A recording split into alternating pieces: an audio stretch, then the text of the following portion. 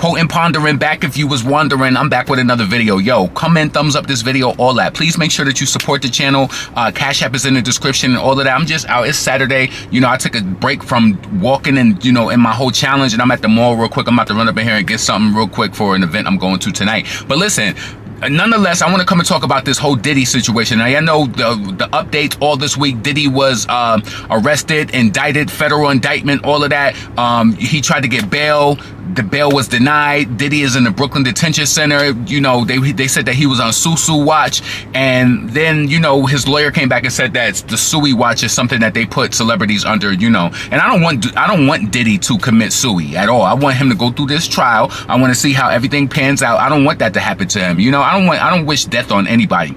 But anyway, so Natanya Rubin is the one who, you know, that situation happened back in 98, 99, where she got blamed by Diddy in the nightclub, right?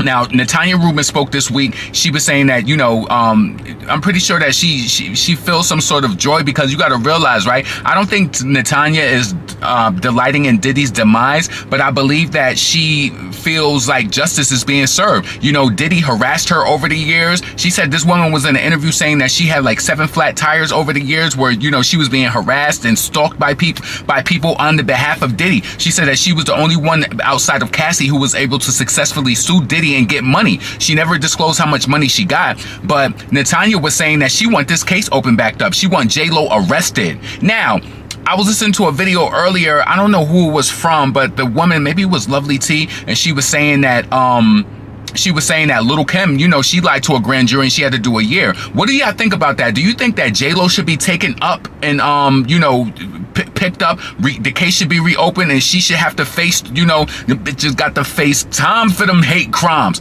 Like, listen, if you lied, you lied. And if it's, I think the connecting factor in this story is Shyne came out and believes, you know, he was speaking to the press out there, and he was saying that how Diddy got people to testify against him. He said he always said that he was innocent. And, you know, I think the thing about it was with Shyne, with hip hop, is this whole culture of not snitching and not, you know, ratting somebody out. So Shyne didn't necessarily want to say that Diddy did it during the time, because, you know, Diddy was powerful at that. You know, I can imagine like being somebody like Shyne from, like, you know, from overseas. He's from Belize, right? Not being American and like being wowed by Diddy with all of the money and all of that. He probably felt like, yeah, well, I'm going to say I didn't did it.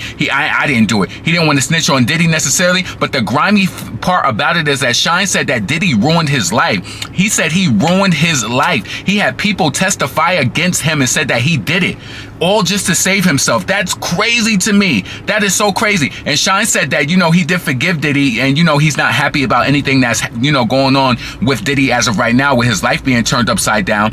But listen, I personally feel like justice is being served. I was on Sean Davyway channel, and listen, this is a thought that came in my mind before, but Sean, you know, I don't really do like I do a lot of like female rap generated commentary or whatever, but I didn't want to bring this up, but I definitely thought about this. But shout out to Sean, because he said it in his video earlier. He was saying that, you know, throughout this whole case, you never heard of any charges being pushed against Quincy.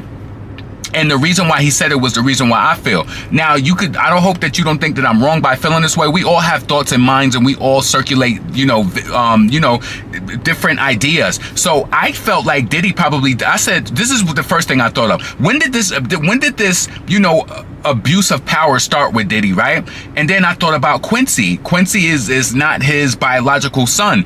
And I'm like, did something happen with Diddy and Quincy? Did something inappropriate happen? You got to realize Quincy was pretty much raised with Diddy. And, you know, Kim Porter is his mom, right? And he was raised by Diddy. He could have been groomed, money could have been thrown at him and all of that. And it's just like, I'm gonna tell you this, I know people firsthand who have been groomed and abused, right? And the crazy thing about it is that they start to love the abuser. They start to love them. It's so kooky, it's crazy. I know this girl where her uncle did something to her and violated her through her life, and then even though the family brought him up on charges, he got arrested, she was caught going to visit him when he was in prison serving time, because she felt bad about everything that happened.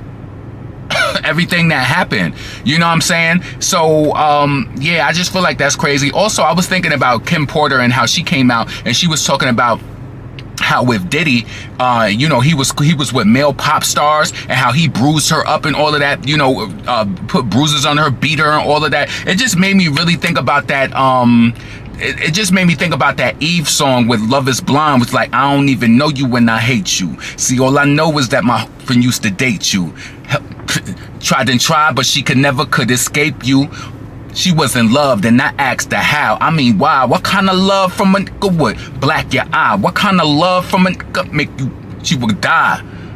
I mean, he bought you things and gave you diamond rings, but that pain wasn't worth none of that he gave, and you said what made you fall for him. That had the power make you crawl for him. I thought you was a doctor. Yo, it's so crazy. That whole Love Is Blind. Listen to Love Is Blind by Eve. I'm gonna move on from here though, but listen to Love Is Blind by Eve. It's so crazy that I feel like it describes this whole Diddy situation, but definitely Kim Porter. Like she ultimately succumbed to her death and all of that. Anyway, let's move on. The next thing I want to talk about is Nicki Minaj. Shout out to Nicki Minaj, who is currently on the second leg of her tour with Bia and Skilly Bang and Tyga. So shout out to Nicki Minaj, female rapper with the highest grossing tour, 125 million. 125 million. That goes with months and days of Live Nation not promoting her, and I seen that Live Nation did tweet something the other day. Nicki retweeted it, or she quoted it or whatever, and that made me feel good. I never want the business, like the powers that be, because that could get tricky, because Nicki's, of course, she says she's supposed to be coming out with another album. When you come out with an album, you're gonna tour that. Tour that. That's how it happens. And I don't want anything to happen to Nicki when she's on her trek of touring or anything. I don't want their promotion company, I don't want anything, their relationship to be, rocky. This is why I said that in the other video where I was just like, I wish that she could have just resolved it behind the scenes. The people was in my comments talking about, oh, you're starting to make me sick, because it's like, no, see, what you want is somebody who agrees with everything. I don't like people like that. Don't agree with me with everything either. But a lot of y'all, listen, let me tell you, this is why I had to realize that I'm a fan, I'm not a stan. Because what I realized with my channel, I have a responsibility to give from my perspective, and getting on camera and being fake and looking like I applaud everything. I support Nicki 100%. I guarantee you the people in my comments who even make comments like, I bet you I support her more than you. I guarantee you on paper, with song sales, with streams, with merchandise purchasing, I guarantee you, and I'm a real fan. So it's like, don't tell me what I can say, and you can't quantify what my contribution is over yours. I don't care if she posts you. I don't care about nothing that. And you're not more than me at all. And just because you agree with everything don't mean nothing. So shout out to Nicki, 125 million. She made on this tour the Pink Friday 2, Gag City Leg 2, combined with the first leg, 125 million. That's crazy. And she said, I didn't even ask for this second leg of the tour. So this is why she was offended by the fact that Live Nation, I'm sorry if I said Rock Nation, if that Live Nation was not promoting it. But it's easy to think, it's like, everybody has these ways of thinking, because it's like Live Nation is associated with Jay-Z, so it's like, who knows if he was throwing any type of salt in the game to try to I don't think that he was, but it's hard to not think about that when you could feel like the walls are closing in on you. But at the end of the day, Nicki's tour is still selling off crazy. So shout out to Nicki Minaj, Queen Nicki, dominant, prominent. Yeah, listen, I wanted to go to the Dallas show or the San Antonio, but I just couldn't make it. It's like I couldn't make it. So hopefully Nicki goes on tour again. Yeah, I know that she did mention that she was going to do a mixtape tour.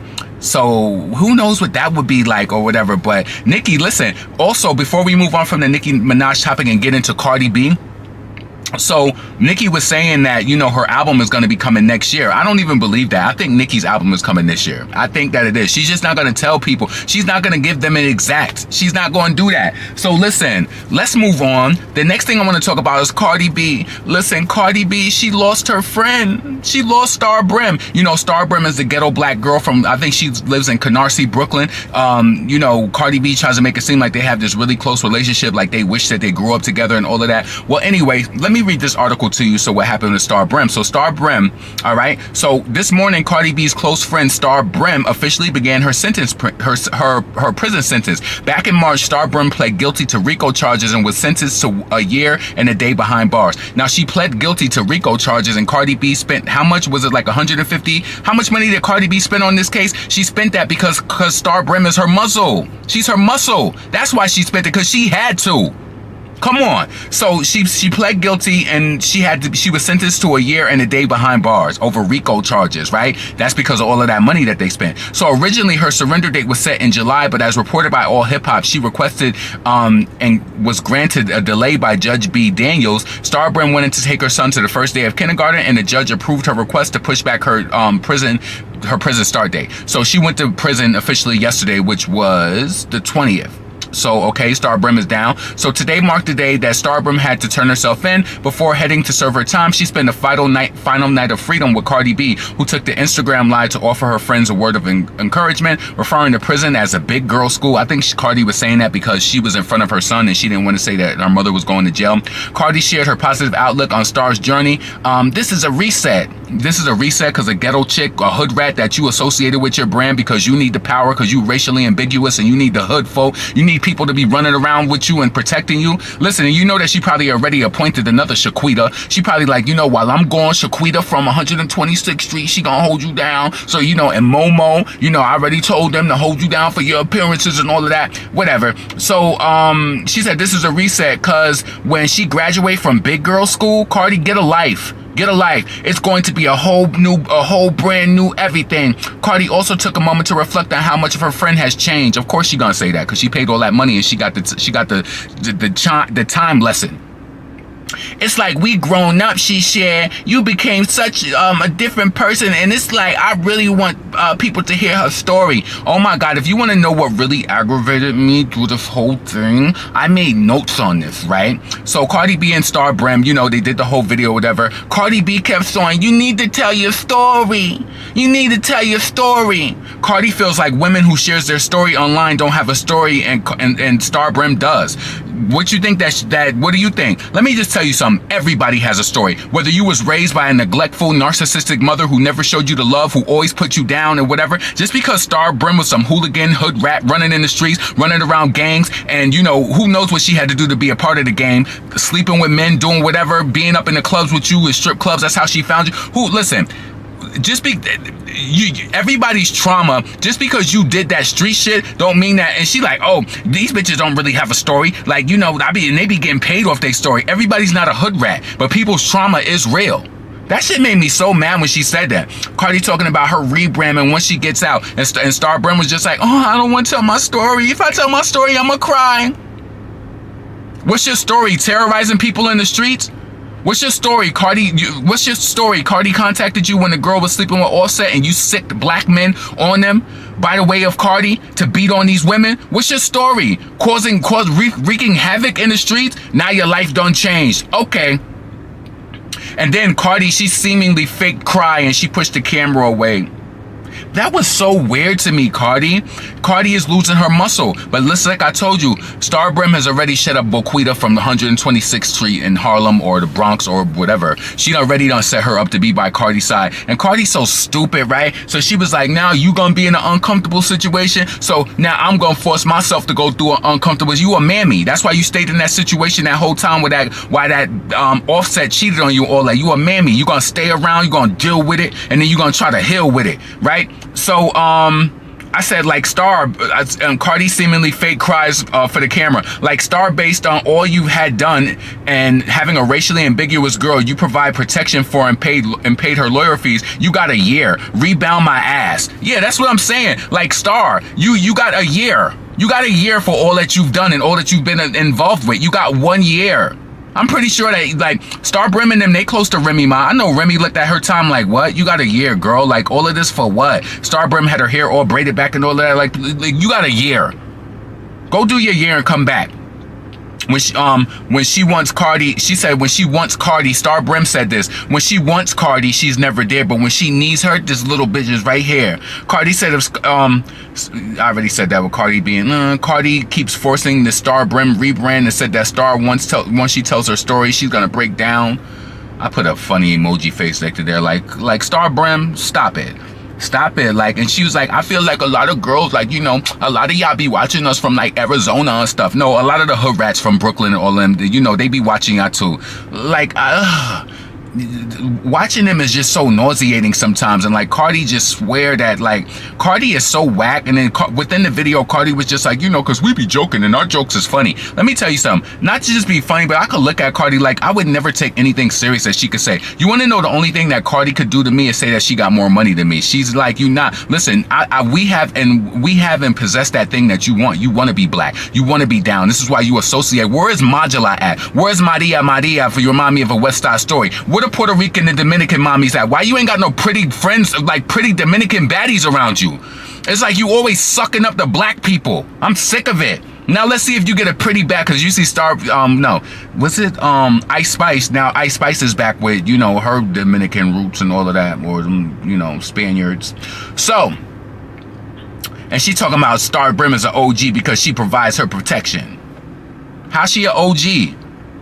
They calling her a snitch out there. Based on some of the blogs I was reading, Star Brim talked about giving birth and when her parents died, and it's like she was trying to prove a, oh, yes. So Star Brim talked about when she gave birth, and it also talked about when her parents died. All I got an air of is that Star Brim throughout this whole video, she was trying to make it seem like how much Cardi cared for her, like how Cardi really cared for her, like she really cared for her. If she cared for her, you don't gotta talk about it. You don't gotta talk about it, squawk about it. You know what I'm saying? But listen, so Cardi, like what I took away from that is that Cardi B, she's whack. Like I said, she's always gonna clinch on. She's trying to make it seem like her and Star got some real friendship. Why you ain't got no stories about nobody pushing y'all on the swing when y'all was little girls? Y'all associated. And Star Brown, let me tell you something about black people, right? We're smart, because when we see a weakness and we see somebody who could possibly be coming up, Star Brim clinched onto your stupid ass because she knows that she could get, that she knows it. You're a rising star. She know that you need protection. Star Brim know that you PUSS. She know that.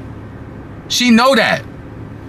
Make me sick. Poet and Pondering, never pander. I need to get up out of here. Let me get up into this mall and get what I'm going to get. I got to go to an event tonight, so I want to get me some new stuff, and then I want to finish up. I'm probably at 21,000 steps, so I want to finish up and get to 30,000 steps. It's 2:06. I want to get to there before 4 o'clock. So let me run up in here, do what I got to do. Please make sure that you support the channel. The Cash App is in the description. Thumbs up the video, please. Poet and Pondering, never pandering, never what? Panhandling. Listen, I'm up out of here. Peace.